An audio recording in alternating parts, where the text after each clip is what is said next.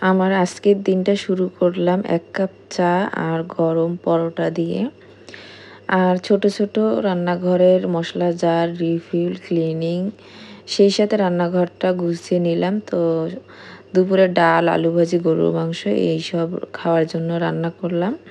তো চলেন আজকের দিনটা আমি কিভাবে পার করলাম সকাল থেকে রাত পর্যন্ত সেই ব্লগটাই আপনাদের সঙ্গে শেয়ার করব। মশলা রাখার ক্যাবিনেটটা অনেকদিন ধরেই অগোছালো ছিল, সেটাই আজকে গুছিয়ে নিলাম।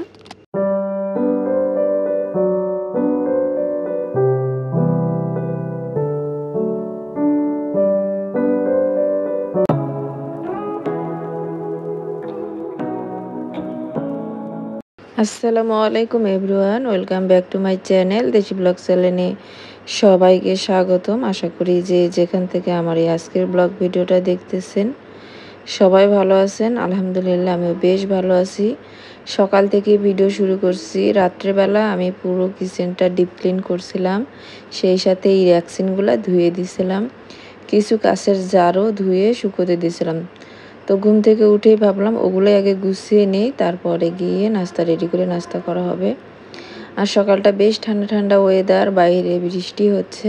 কাজ করতে আমার কিন্তু ভালোই লাগতেছিল, খারাপ লাগতেছিল না। এই মশলার আর কি ক্যাবিনেটটা আমি ঈদের আগে পরিষ্কার করছিলাম, এরপর আর হাত দেওয়া হয় নাই। তো এখন সময় হয়েছে এটা পরিষ্কার করার, বেশ অনেক দিন হয়ে গেল। ওই জন্য কালকে রাতে আগে এইটাতে হাত দিয়েছিলাম, আর এখন একটু গুছিয়ে নিচ্ছি, সেই সাথে কিছু মশলাও রিফিল করব।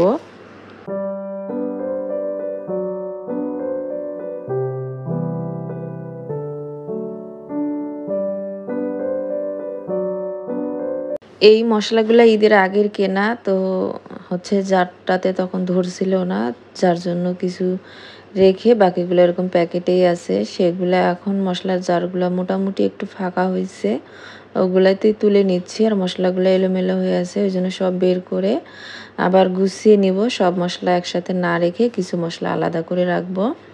আর এই যে কিছু জার যে রাত্রে ধুয়ে দিয়েছিলাম ওগুলো ভালো মতো শুকিয়ে গেছে, তো সেগুলো এখন রিফিল করব। সকালবেলা ঠান্ডা মাথায় এই কাজটা করতে ভালোই লাগতেছিল, তো ভাবলাম সকালবেলা আগে গুছিয়ে নেই। এলোমেলো জিনিস থাকলে কাজ করতে ভালো লাগে না, সেটা যদি হয় রান্নাঘর তাহলে তো আর কোনো কথাই নাই।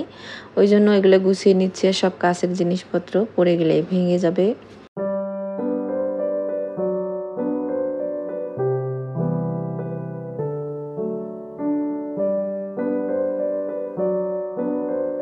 কাছের জিনিসপত্র আর মেয়েদের মন একটু ঠুক করে লেগে গেলেই কিন্তু ভেঙে যায়।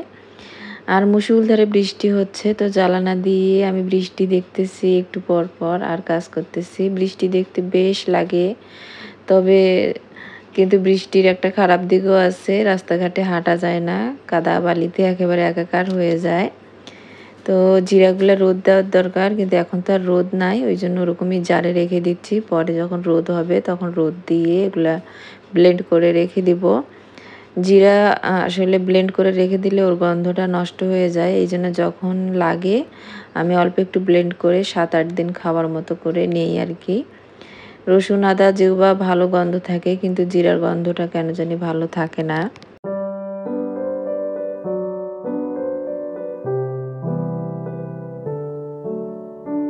কালকে আমি ডাল রান্না করতে গিয়ে দেখি বাসায় ডাল নাই, পরে ডাল নিয়ে আসা হয়েছে রাত্রে।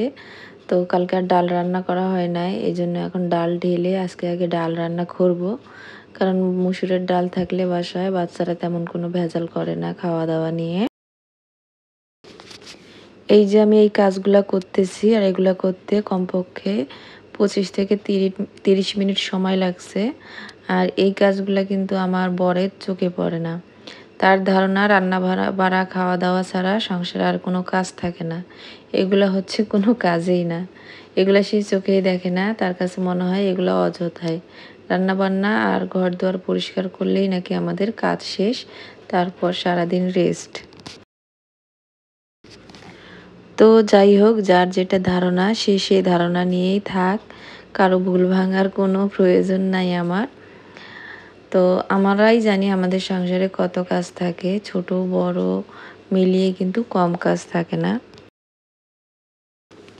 তার মধ্যে প্রধান কাজই হচ্ছে আমার কাছে রান্নাঘরটাকে সবসময় টিপটপ করে গুছিয়ে রাখা। এই কাজটা করতে পারলেই আমার কাছে মনে হয় পুরো সংসারটাই পরিষ্কার পরিচ্ছন্ন আছে, মানে সব কিছুই তখন ভালো লাগে। আচ্ছা, এবার আমি একটা সুন্দর কমেন্ট পড়ব, যেই কমেন্টটা না পড়লেই নয়। এই কমেন্টটা আমার আগের ব্লগেই পড়া উচিত ছিল। তো ওই ভিডিওটাতে যেহেতু আগে থেকে ভয়েস দিয়ে রাখছিলাম, সেই জন্য সেটাতে আর কমেন্টটা পড়া হয় নাই। ফাতিহা ব্লগ থেকে আপু সবসময় সুন্দর সুন্দর কমেন্ট করে, সেরকমই একটা কমেন্ট করছে। আপু 2K সাবস্ক্রাইবারের জন্য কংগ্রেচুলেশন। যারা ইউটিউবে প্রতিনিয়তই কষ্ট করে তাদের ভিউ হয় না, কিন্তু যারা অনেক কেনাকাটা করে তাদের ভিডিওতে অনেক ভিউ হয়। এই কথাটা সত্য।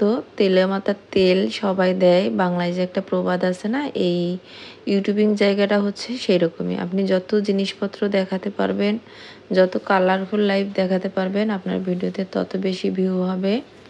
এটাই স্বাভাবিক ব্যাপার। আর তার মানে যে যারা নিম্ন মধ্যবিত্ত একদমই তাদের যে ভিউ হয় না এমনটা না, তাদেরও ভিউ হয়। সেই ক্ষেত্রে আপনাকে অনেক বেশি পরিশ্রম করতে হবে, রোজ আপনাকে ভিডিও দিতে হবে এবং ভিডিও দেওয়া থামানো যাবে না, সে যতই আপনি বিপদ আপদে থাকেন না কেন। প্রয়োজনে আপনি যে বিপদে আছেন সেইটুকুও ভিডিও করে যদি ভিডিও আপলোড করতে পারেন তাহলে তার কোনো কথাই নাই। এখানে মানুষ দুইভাবে টাকা আর্ন করে। এক হলো সৎ পথে থেকে, যাদের আয় খুবই কম, যাদের ভিউ খুবই খুবই কম। আর দুই হচ্ছে যারা নিজের সম্মান না রেখে ভিডিও বানায়, মানে অনেক কেনাকাটা করে, অনেক টাকা পয়সা দেখায়, আবার অনেক রকমের কন্টেন্ট তৈরি করে। এই যেমন ডিভোর্স, পরকীয়া, এইসব আর কি। আবার লোক দেখানো, দান খয়রাত, এইসব করতে পারলে ভাইরাল।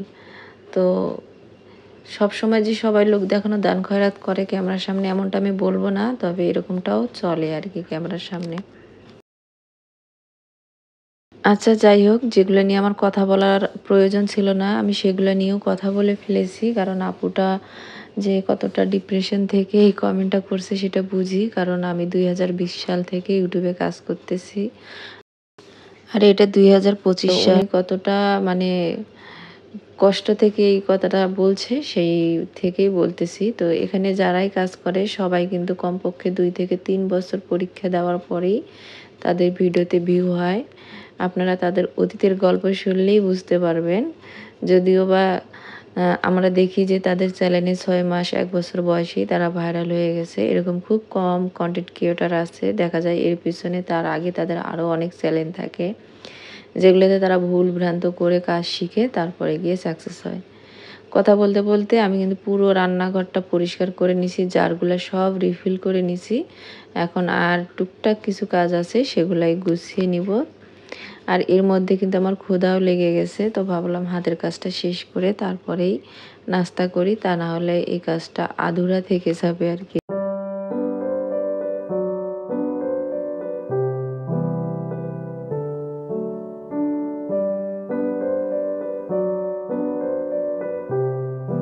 তো মশলার ক্যাবিনেটটা তো পরিষ্কার করা শেষ। এখন যে রাত্রে থালা বাসনগুলো ধুয়ে রাখছিলাম, এগুলো আমি এখান থেকে সরিয়ে যেখানটা রাখার দরকার সেখানেই রেখে দিচ্ছি। কারণ আবারও কিছু প্লেট বাসন বের হবে, সেগুলো আবার ওখানে রেখে দিতে হবে। তো তার আগে তার উপরটা যে আমি রাখি, এই বাটিগুলো এখানে রাখি, তো ওইখানটাও একটু মুছে নিচ্ছি। সিরামিকের বাটিগুলো এখানেই রাখি, কারণ বাচ্চারা ধরে ফেলে দেয়, তখন ভেঙে যাওয়ার ভয় থাকে। বাকিগুলো সব হাতের কাছেই রাখি।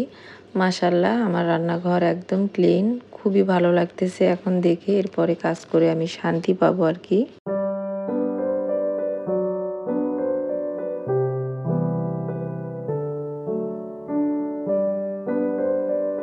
যে কোনো কাজ শুরু করলে শেষ না করা পর্যন্ত শান্তি পায় না, আর শেষ পর্যন্ত সেই কাজটা করতে পারলে তখনই নিজের সার্থকতা আর কি। এই তো এখন আমি নাস্তা রেডি করতে চলে আসছি। এখানে আমার আর কি মুরগির মাংস রান্না করা ছিল, সেইটাই ওভেনে গরম দিলাম। কারণ আমার বর হচ্ছে তরকারি ছাড়া পরোটা খেতে পারে না, তো ওইটা গরম করে তাকে পরোটা সেঁকে দিব, সে নাস্তা করবে। আর আমি হচ্ছে দুধ চায়ের সাথে গরম পরোটা। আপনারা তো জানেনই এটাই আমার হচ্ছে সকালের নাস্তা। সকালটা আমি এভাবেই শুরু করি, পরে গিয়ে আমি আমার মতো করে আর কি আরেকবার নাস্তা করার চেষ্টা করি। যাই হোক, ওই দিক থেকে পরোটা হতে থাক, এই দিক থেকে আমি চায়ের পানিটাও নিয়ে নিই। চাটা রেডি করতে হবে। তো আমি এরকমই করে কাজ করি। আর এই ফ্রোজেন পরোটা কিন্তু সাথে সাথে সেকে সাথে সাথে না খাইলে একটু চিমড়া বা শক্ত টাইপ হয়ে যায় রাবারের মতো। ওই জন্য এদিক থেকে আমি ভাজতেছি, ওই দিক থেকে ওরা খাচ্ছে, এরপরে আমারটা আমি রেডি করে নিচ্ছি। আর আমার পরোটা সব সময় আমি একটু কড়া করে ভেজে নিই, কারণ ওই মুচমুচে পরোটা আর চা আমার অনেক পছন্দের। এখানে আমি এখন জাস্ট লিকার চা করব, মানে বেশি করে লিকার দিয়ে দুধ চা করব আর কি। কোনো মশলা দিচ্ছি না, আমি মশলা চাটা বিকেলবেলায় বা সন্ধ্যাবেলায় খাই। আর এই মাছিটা অনেক জ্বালাচ্ছে, কয়েকদিন মাছি ছিল না, আবারও মাছি হয়েছে অনেক, কারণ বাসায় আজকে মাছিদের খাদ্য আছে, মানে আম, লিচু, কলা, কাঁঠাল এগুলা হচ্ছে তাদের ফেভারিট খাদ্য। তো ওগুলা বাসায় আসছে, তো যার জন্য ওরাও বাসায় চলে আসছে।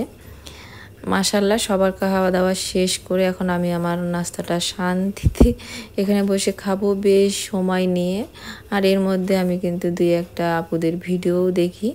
আচ্ছা যাই হোক, অনেক আপুরা কিন্তু নতুন নতুন আপুরা আমার চ্যানেলে অ্যাড হচ্ছে।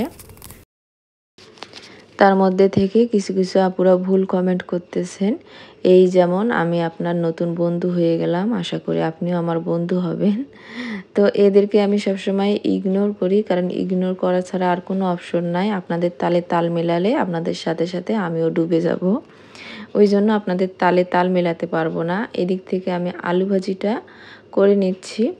আলু ভাজিটা হতে সময় লাগে, ওই জন্য আমি সকালবেলাতেই আলু ভাজি বসিয়ে দিয়েছিলাম, আর আলুটা আমি রাতেই কেটে রাখছিলাম। তো আজকে ডাল, আলু ভাজি আর গরু মাংস রান্না করা হবে দুপুরে। এখানে আমি ভাত বসিয়ে দিলাম এখানে, কারণ আগের অনেক ভাত আছে, আর ওই ভাতগুলো আমি একদমই নষ্ট করব না। আমরা যারা মধ্যবিত্ত তারা কিন্তু খাবার নষ্ট করলে হিসাব বনবে না।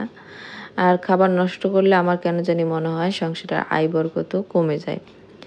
আচ্ছা, যারা আমার ভিডিওর এই পর্যন্ত আছেন তাদের সবার কাছে আমার একটাই অনুরোধ, আমার ভিডিওটাতে একটা লাইক দিয়ে দিবেন। আর ভিডিওর শেষ পর্যন্ত থেকে অবশ্যই একটা হেলদি কমেন্ট ভিডিও রিলেটেড করে দেবেন, এতে করে আমার কাছে বেশ ভালো লাগবে। আর আপনারা যদি প্রতিনিয়তই আমার এই রকম ভিডিও দেখতে চান তাহলে অবশ্যই চ্যানেলটা সাবস্ক্রাইব করে দিবেন, এতে করে আমি আর এই ভিডিওগুলা আপনারা সবসময়ই দেখতে পারবেন। যাই হোক, আমি এখানে গরুর মাংসটা হাতে মাখিয়ে বসিয়ে দিছি। তো পেঁয়াজ দিতে ভুলে গিয়েছিলাম, যেটা মাঝে মাঝেই আমি করে ফেলি, ওই জন্য পরে আমি কিছু রসুন আর পেঁয়াজ দিয়ে দিলাম। এরপরে মাংসটা আমি কষাতে শুরু করছি। আর এই পর্যায়ে আমি বেশি না, অল্প কয়েকটা আলু দিছি, কারণ আলু ছাড়া চলে না।